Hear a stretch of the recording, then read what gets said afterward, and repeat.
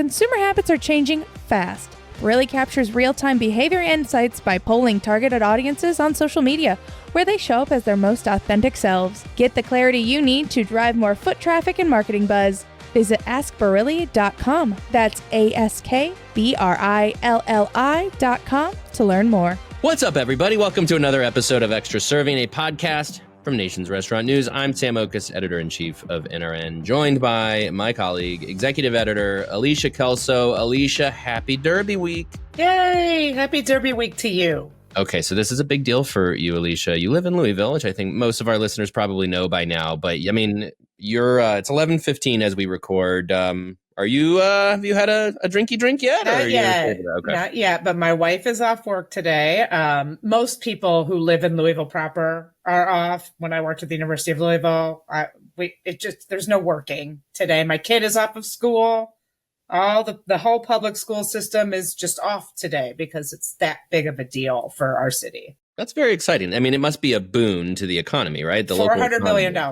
Whoa, $400 million. And yet it is going to rain because that's just a thing that happens. Every year it rains either today, which is Oaks Day, or Derby proper. But I can tell you that Louisville really needs the $400 million influx because we are recovering from some historic floods over the past couple of months. And that just devastated, the downtown area, including and especially a lot of our restaurants. Well, perhaps that's as good a segue as any to get into what we have to talk about, because I'm your ball. If you're a golfer, I'm teeing up your ball. Thanks, Alicia. Because the restaurant industry as a whole could use a few wins. We are here to talk about earnings season. We are in the thick of it. The major restaurant companies reporting first quarter results. And as you say, Louisville had historic floods and could use a win, could use the business. I think a lot of parts of the country likewise have been suffering from one thing or another. Of course, out in LA, Southern California, with wildfires, lots of weather events, various sickness issues. All of it, we've been talking about it for months now, because we were talking about this in January and February, that when we talk about Q1 earnings, it's going to be brutal. Well, folks, we are here to report on Q1 earnings, and it is brutal. We can confirm the first quarter was bad to a lot of folks. Last week, we talked about Chipotle. Chipotle was down in traffic and sales for the first time since the second quarter of 2020, reflective of COVID, of course. Ever since then, they'd been on a tear. Well, I don't want to say a tear, but Chipotle weathered the first quarter in COVID and then kind of just went back to being successful. Now traffic is down, sales are down. This week, we found out McDonald's had its worst quarter since COVID. Sales were down 3.6%. And, this is a bad sign, because McDonald's, of course, king of value, it's McDonald's, for God's sake. And their sales are down. Well, let's just start there. McDonald's, I mean, indicative of broader trends, of course, right, Alicia? Bellwether, for sure. What concerned me about McDonald's, and more broadly, all of the companies that have so far reported, and this is a caveat, next week is even busier than this week. I'm looking at the calendar now, and there's a good chunk of earnings yet to come. So maybe they will turn positive. Yes, one can hope, but McDonald's being the bellwether that McDonald's is, with almost 14,000 locations, what concerns me the most is that those trends, as you said, we sort of expected a bit of a mess in Q1 because of outsized weather, wildfire, and illness impacts that we tend to have to navigate in Q1. But again, this year seemed outsized. What concerns me is that executives noted those trends have continued into April. And what has really concerned me, especially as it pertains to McDonald's, is McDonald's has been talking about a pullback from its low-income consumers for at least a year now. And the chain over-indexes with low-income consumers. And a lot of the traffic erosion in the restaurant industry, particularly at that QSR level, has come from low-income consumers. But McDonald's, on their call this week, mentioned that they are experiencing just as much, almost as much erosion from middle income consumers. That's the first time I've heard that. And so the softening is broadening, and it has again continued into, again, we knew Q1 was going to be a bit of a mess because of the weather and other factors, but the fact that this has continued through March and into April and has extended into the middle class is a deep red flag for me. I'm really concerned about that commentary. Yeah, forget about weather, forget about sickness, whatever. Like, we can pin some of it, of Q1 on those things, but for this to continue into April, now as we are into May, this is consumer sentiment. This is the consumer saying, I'm going to pull back on my discretionary spend. I'm going to tighten the belt. Everybody continues to not be sure what's going to happen with the economy, continue to have uncertainty around tariffs and things like that. This is a very bright, flashing red light. The consumer at large is not spending what they were on restaurants. Restaurants, we all know, are one of the first things to go when people pull back.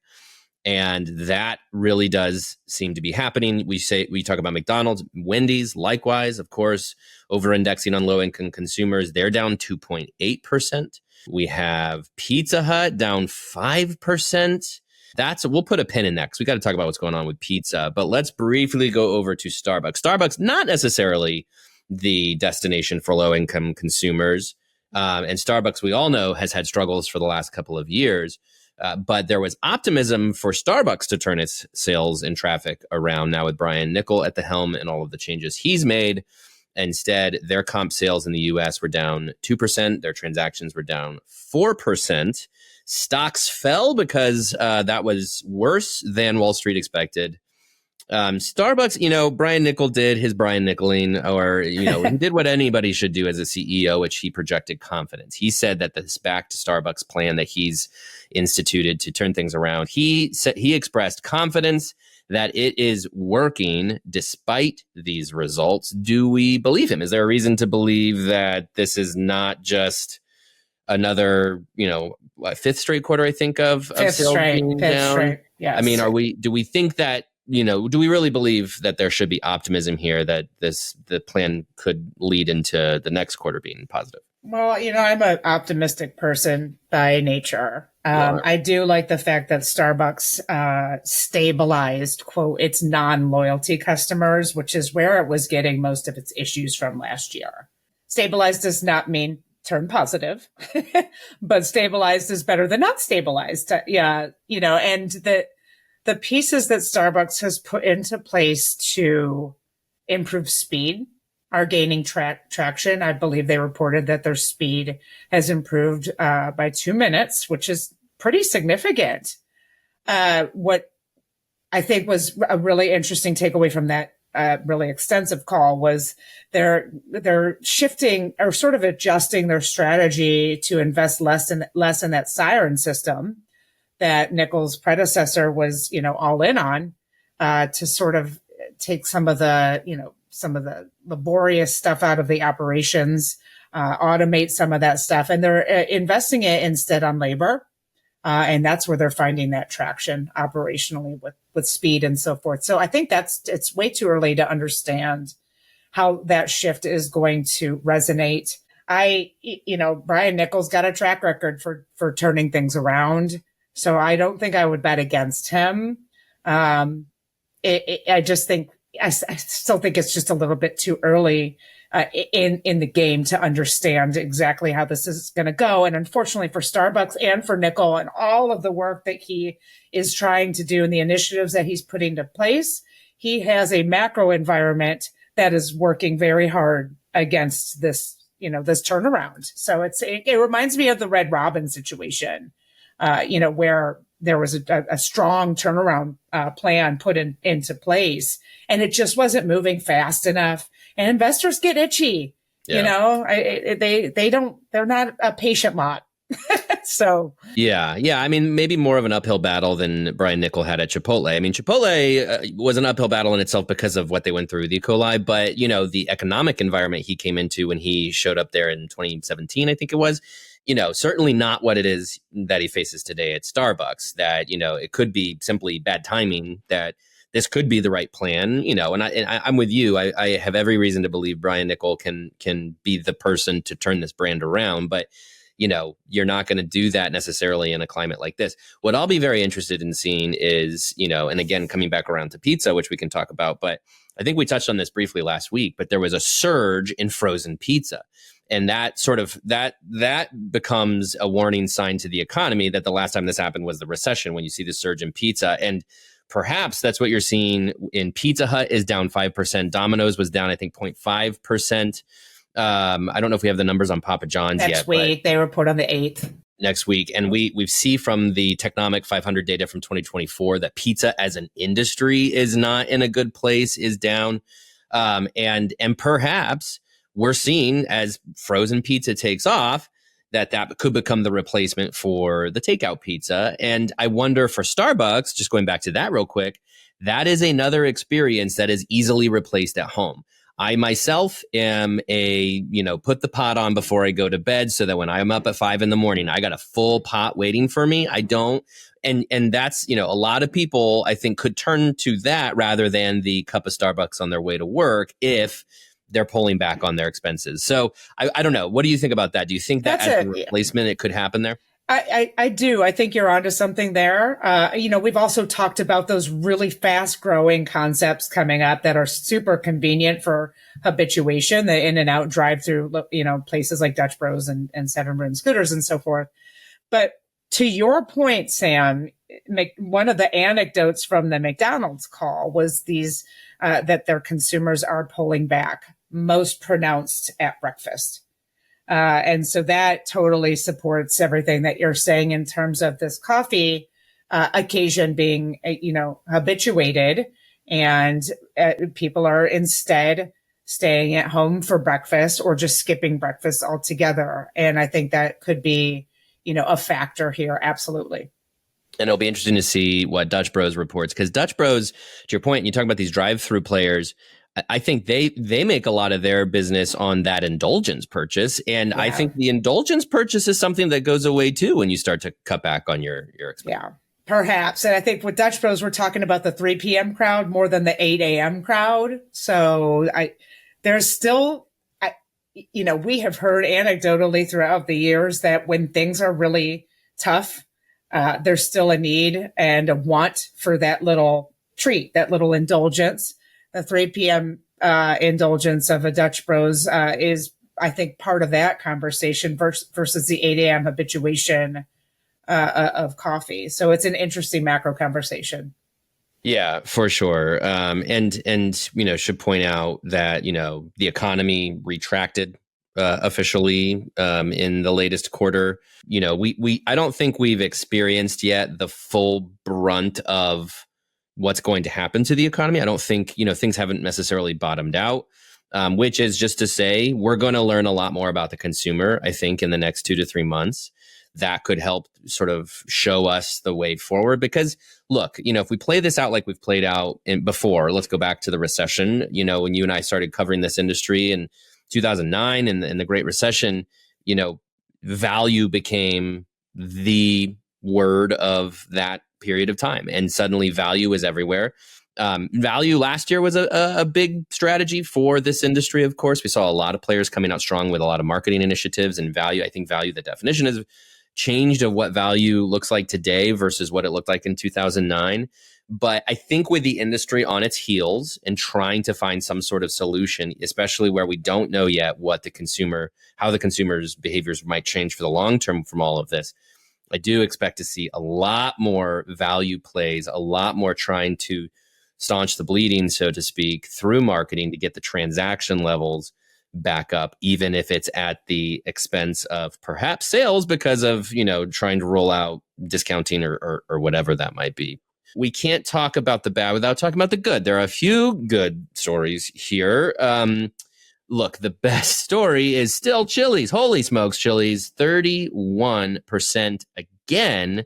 That the sales, their sales are up, comparable sales are up 31%. Their traffic is up 21%. We've talked a lot about what's going right for Chili's, and that continues to be the case. I mean, look, when you look at a number like comparable sales, of course, you are clearing a bar that was from a different reality. So Chili's reality of a year ago was totally different than what Chili's reality is this year.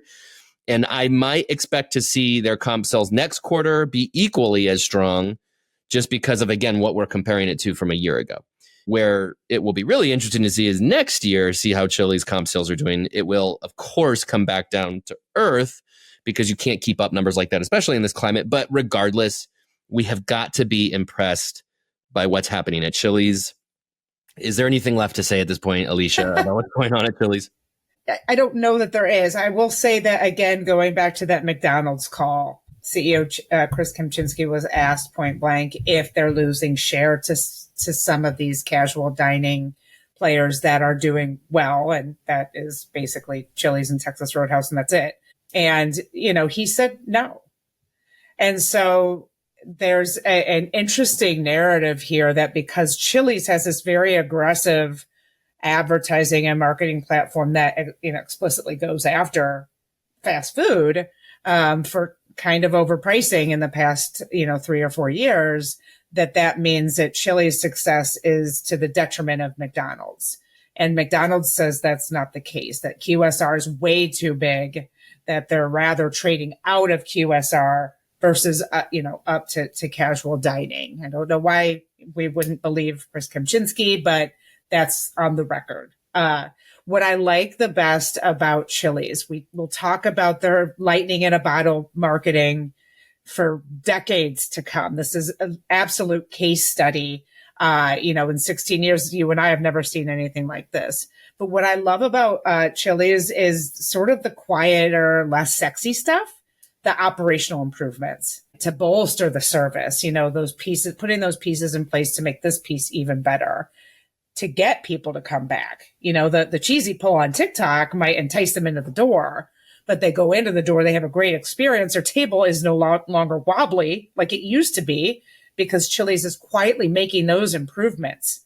And in fact, the thing I like the best about this is with these meteoric sales, they're not doing stock buybacks. They're doing direct reinvestment into the business and funding its debt, which frankly, especially in this environment, is something we should all take a lesson from. That is it. That's the North Star, I think.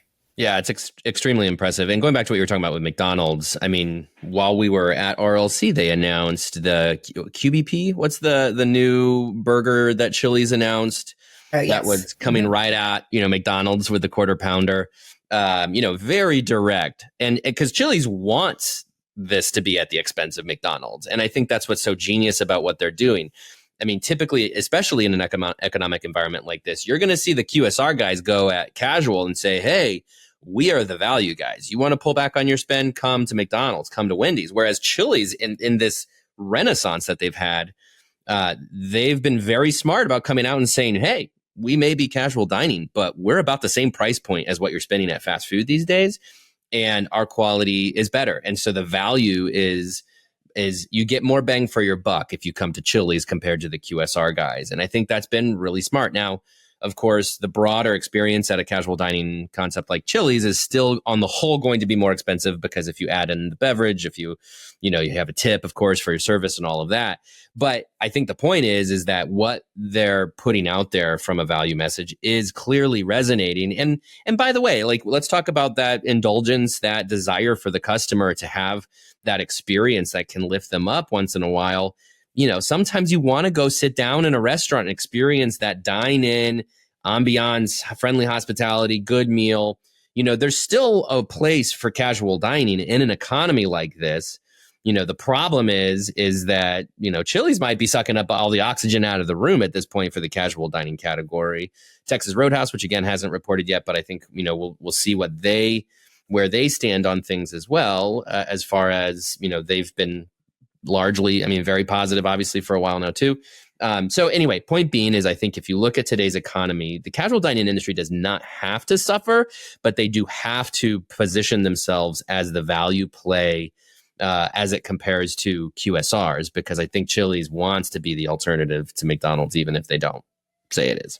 Yeah, and it goes back to your point that value is completely redefined than it was 15 years ago, 16 years ago during the Great recession when it was explicitly about price then. Now it's about price and convenience and service and hospitality and ambiance and literally everything. So I think that's a really interesting evolution that has taken place in this industry throughout the past generation. Totally agree. All right, let's turn our attention to Yum Brands real quick, because speaking of good news, KFC was not positive. It's really saying something that this is still good news, because KFC was only down 1% as it compares to, all the other, I don't know. You tell me, Alicia, how many quarters in a row has KFC been down? I think this was their 5th in a row. But the trajectory is trending upward, let's say 1%. I know David Gibbs and co. talked about on the earnings call that they're very happy with how Saucy's performing, that they have a path forward here to find some relevance to build these numbers back up. What do we make of KFC? We'll see. I do like that -1 is better than the cumulative 2024 that was -5. And, that's exciting going into Derby weekend as they still remain for a little bit more time in Louisville. But KFC, they lapped, a negative quarter as well. So, I'll take the good here that there is progress being made. They have new leadership in place, a very competent and capable leadership team under Catherine Tan Gillespie. We saw a couple of new menu innovations. That Saucy thing is really an interesting kind of sub-story that came out of Yum's call overall. In fact, it was so interesting. I did a second day story on it because Yum really likes its spinoff concepts, that it's going to ramp up Saucy up to 20 locations this year.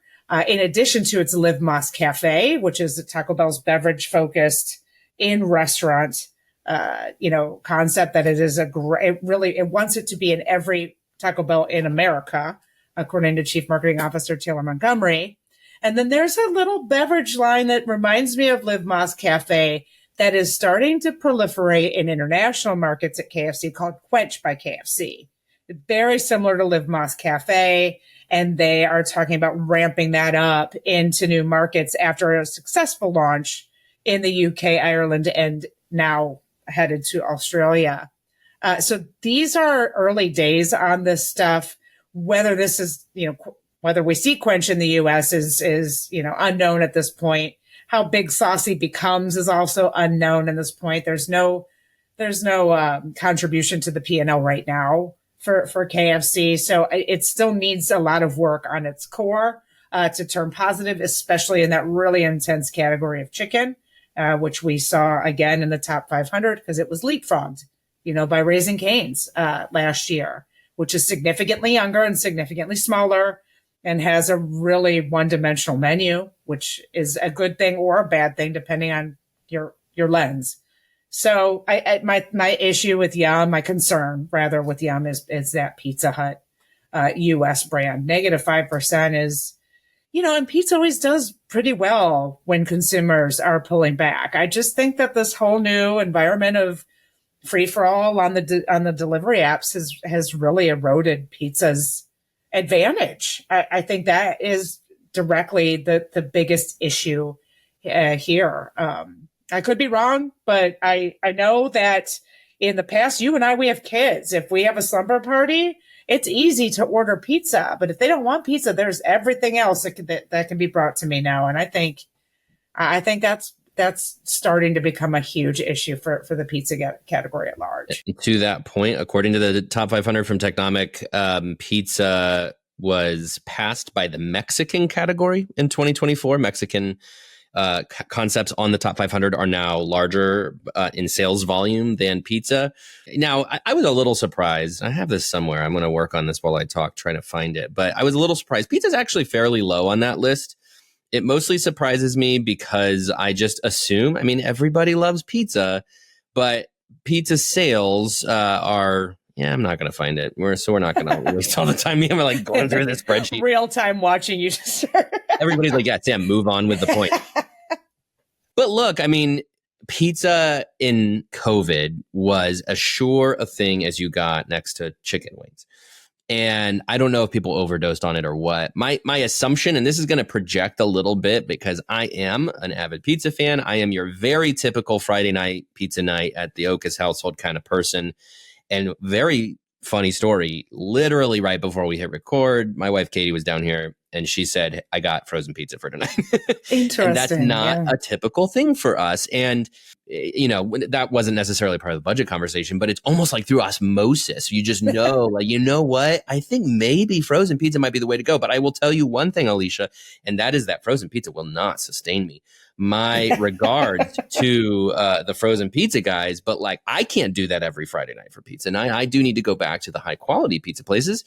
And so I wonder if this is a blip for pizza, and that, to your point, if we get deeper into a down economy and people are feeling down, pizza rescued them in COVID. A lot of it is because of the delivery functionality, but also pizza is a comforting thing. It is an indulging thing. And so I wonder if pizza comes back with the down economy. It's hard to say, but right now is not the greatest time to be a pizza player. I want to make sure we talk about Taco Bell, or as we all like to call it, the Chili's of QSR. Who calls it that? I am now. Or is Chili's the Taco Bell of Full Truth? I don't know how it works. But Chili's and Taco Bell, as sure a bet as you get in the industry right now, Taco Bell sales were up 9%. The bell of the ball at Yum Brands for sure. I did again unintentionally. Yeah, that was good. Of the ball. Thank you. Again, yes. I mean, look, it's the workhorse for Yum Brands. It is putting in all the work.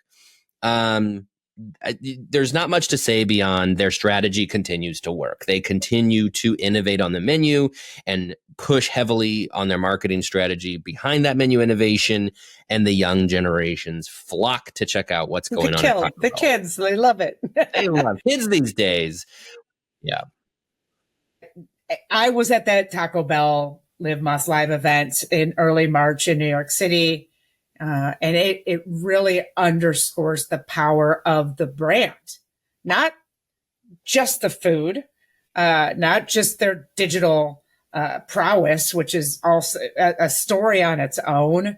Taco Bell has been the leader for Yum's $1 billion investment in tech and digital, and is reaping some of the benefits of that. But just the power of the brand of Taco Bell, and seeing all of those influencers just pour into every word that Taco Bell executives said. And, to the fact that Taco Bell has I will say they've got an easy menu to innovate from, right? What 14 ingredients and billions of opportunities. And they put really exciting things out. And on that earnings call, David Gibbs made it a point to point that out. They are a category of one because nobody else offers Crunchwrap sliders. And that's totally true. Greg Creed, the former CEO of Yum, and prior to that, the leader of Taco Bell, posted on LinkedIn this week a really interesting response to the sort of dichotomous direction of Taco Bell versus McDonald's in Q1, noting that Taco Bell has those super fans that love the brand, and McDonald's is beige. She called it beige, and nobody, you could take it or leave it. It's very efficient. It has really capable leadership in Chris Kempczinski and the whole leadership team. And we all know McDonald's is usually firing on all cylinders. They're very consistent, give or take this last quarter. And of course, the quarter prior, which was marred by an E. coli outbreak. But beige is how Greg Creed described it. And there's a reason he's the most brilliant marketing mind in the entire restaurant industry. Because I was reading that post, I'm like, that's it. Can I copy paste this and maybe get sued for plagiarism? Because that's the analysis we all need. And it's nothing against McDonald's. It's just the pure sexiness of Taco Bell and the brand that it conveys, that power of the brand that it conveys. It's just exciting. Do you know what I had for the first time last week, Alicia? Frozen pizza? Can you imagine if I went all these years without frozen pizza? No. So I had for the first time Liquid Death. Are you familiar? I love Liquid Death. So I love it. For those unfamiliar, Liquid Death started as a canned water, spring water, literally just another one of these water players, but it's called Liquid Death. And it has branding commensurate with the name. It's very kind of heavy metal, let's call it, branding logo. When I first saw that company, it's been a few years since it rolled out. Initially, I was like, really? You canning water and calling it Liquid Death, and that's what you're doing? Became a billion-dollar brand. They branched into other beverage, sparkle waters. So we got one. By the way, not a value proposition. No. I think it was $7 for a 6-pack. But doggone it, I loved it. And I'm not going to lie to you, Alicia, I kind of loved it because of how cool I felt drinking it. Because the can, and it was a cola flavored sparkle water, which you might say, that doesn't sound that good. It was pretty good. And, really like a deep blue can with a skull on it. And it feels like you're drinking a cheap beer or something, but there's something about it. And I bring up this story to say branding is really everything. This company became $1 billion company by slapping a cool logo on water, guys. Water in a specific can, right? Whereas usually water is in a bottle.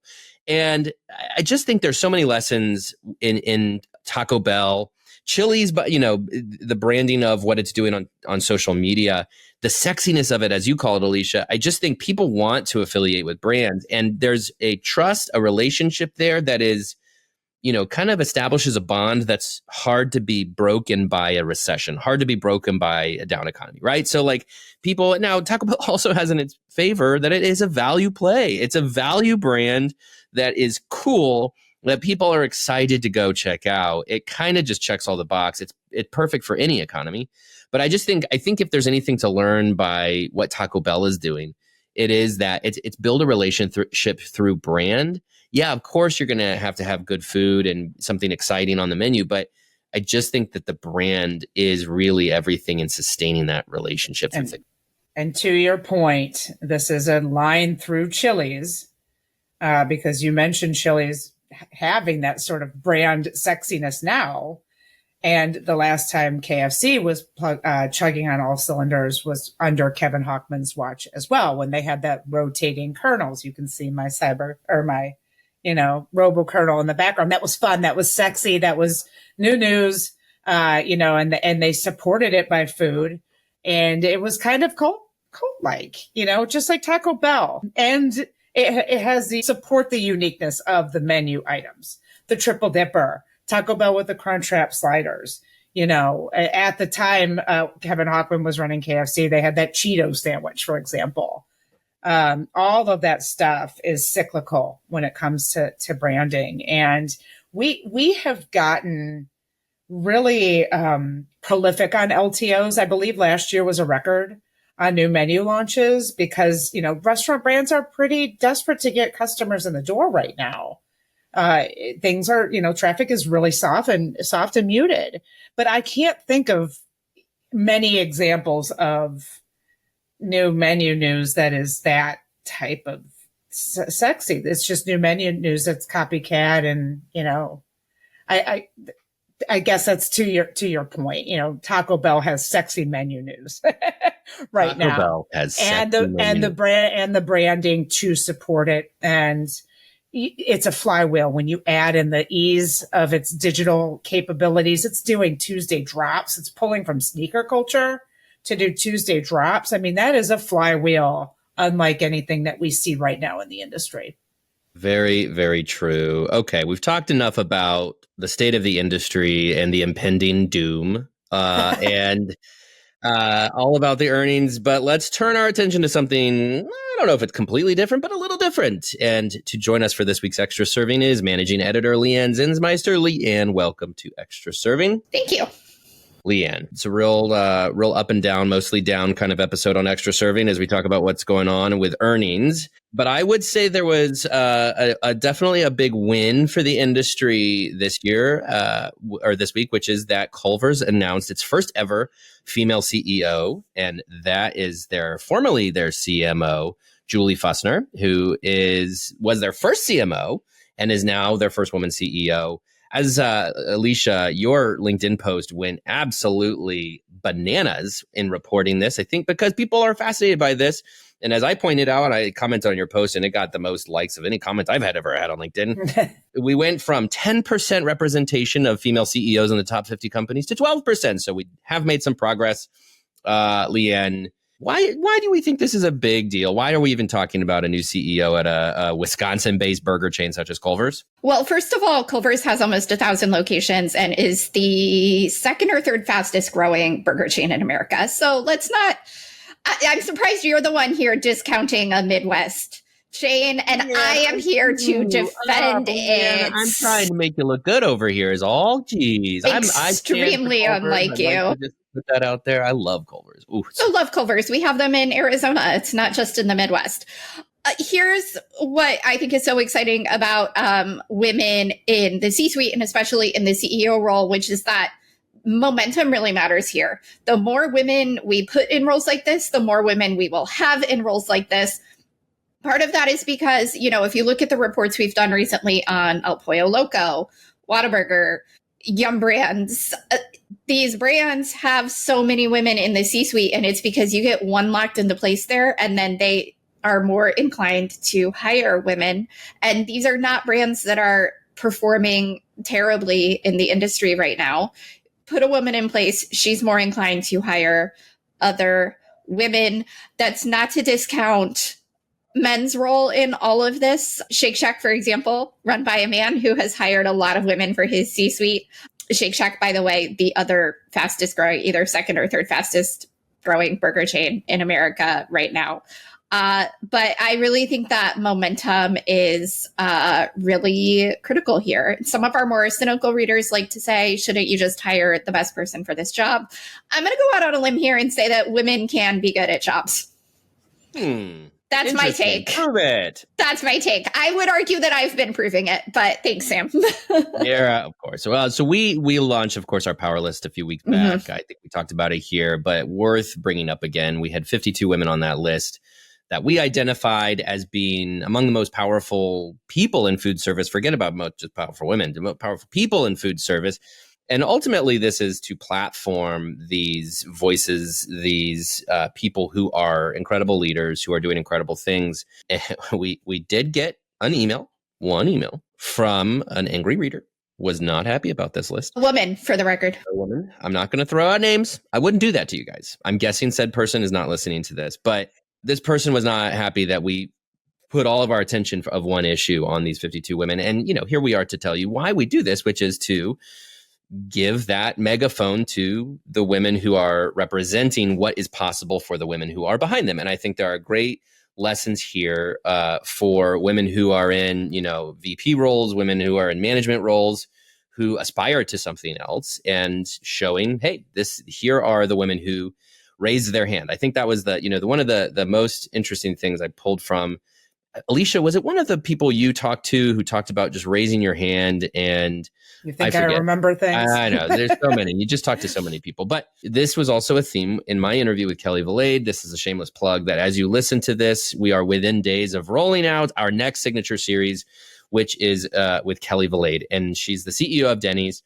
And she also brought up this point, is just putting yourself out there to acknowledge you can do it. You can raise your hand and accomplish that, goal of becoming a C-suite member. But sometimes this sounds like mansplaining. Am I mansplaining? Tell me if we would both tell you. We're comfortable enough with you to be like, please Sam, shut up.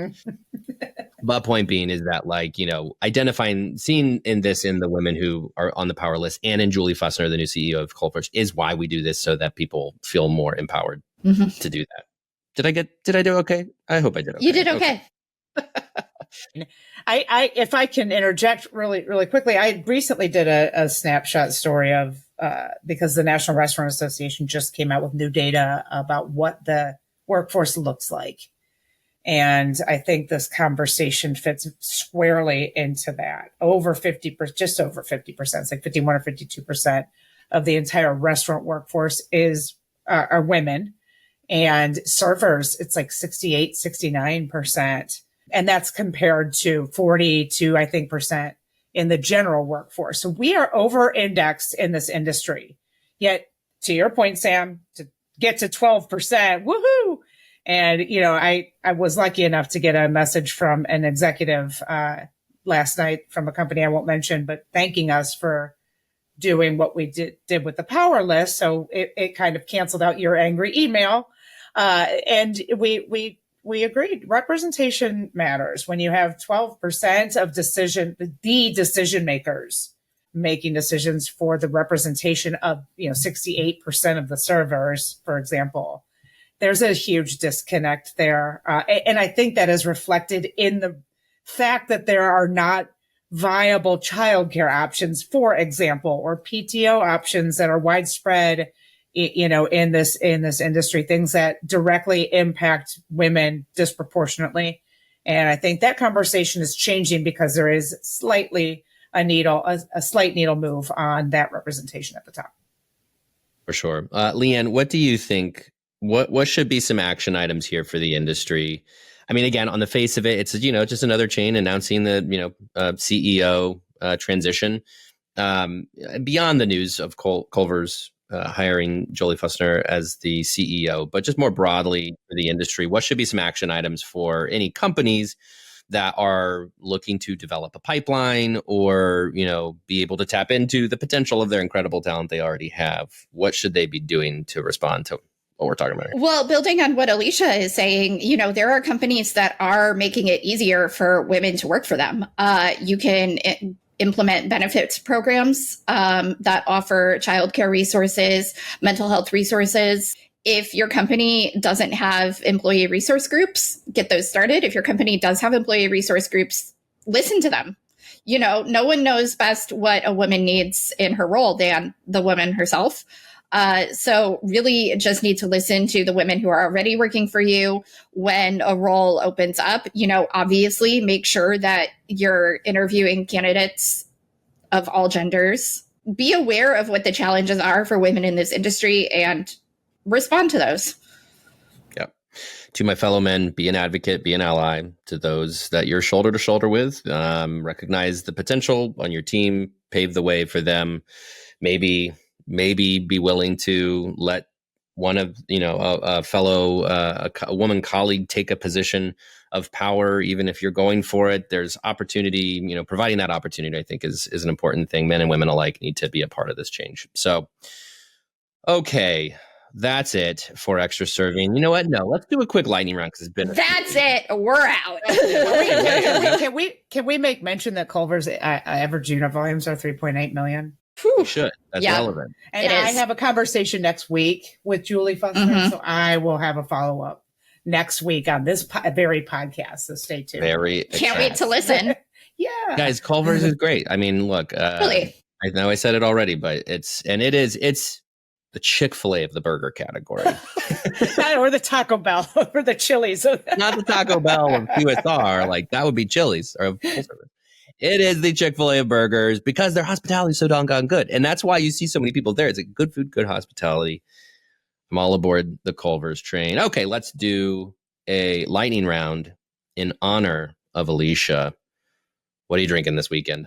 Alicia, I know what you're drinking this weekend. I was like, that's the dumbest question you've ever asked. A journalist. You come up with something else. I'm brain dead today. Jeez. I'll be drowning in bourbon all weekend. It is my obligation as a Louisvillian to drink bourbon this weekend, starting in about 4 or 5 hours. I'll be a good little parent for a couple of hours. Good for you. Whatever. All right, Leigh Anne, is Derby weekend a big deal? It's not as big a deal. No, as you heard on a call this morning, I forgot it was this weekend. Sunday is my best friend's kid's first birthday, and we are throwing him a party at a dive bar. So I'll be drinking cheap gin and tonics in celebration of 1-year-old Jack. That's fun. And cheap his gin and parents. at a 1-year-old birthday. Must be the firstborn for the parents. Firstborn, first baby in the friend group. And this is a dive bar that he already knows well. They love him there. I remember that stage. First baby, take it to bars and drink with it. Well, in the spirit of that, I'm going to have cheap beer tonight. I'm going to see Nick Cave and the Bad Seeds tonight, guys. And it's going to be at cheap beer. I put in air quotes because the price won't be cheap, but the quality will be, and that's okay because I'm seeing live music for the first time in a long, long time. All right, that's it for Extra Serving. Leigh Anne Zinsmeister, Alicia Kelso, thanks as always. Thank you. Consumer habits are changing fast. Briley captures real-time behavior insights by polling targeted audiences on social media, where they show up as their most authentic selves. Get the clarity you need to drive more foot traffic and marketing buzz. Visit askbriley.com. That's AskBrilli.com to learn more.